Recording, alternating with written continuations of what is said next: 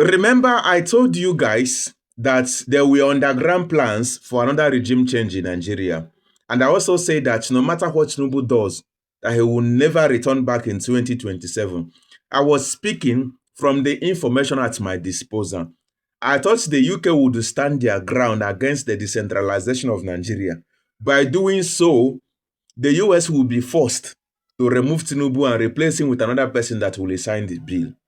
The UK want a centralized government where they can control the country through one person because they don't have the means and resources to control the country through state governors. So they want a centralized government.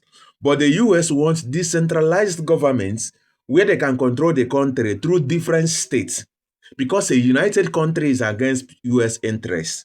So they want decentralized governments.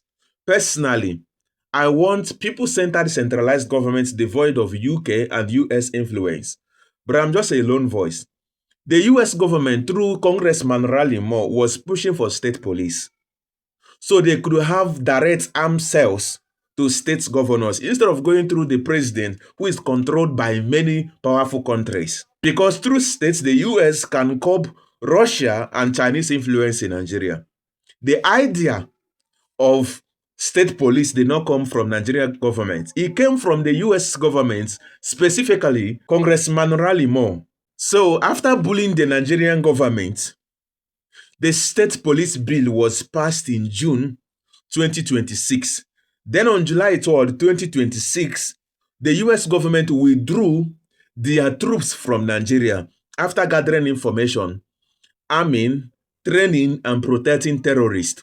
Funny enough, kidnapping incidents and terrorist activities stopped drastically in the southern part of Nigeria after they left. I thought they were here to protect Nigerian Christians, in quotes. Are Nigerian Christians now safe? Why did they leave? The Oyo State school children and teachers were released yesterday, July 11th, 2026. Another political point for Tinubu. The question is, why were they released just 6 days after the US troop left Nigeria?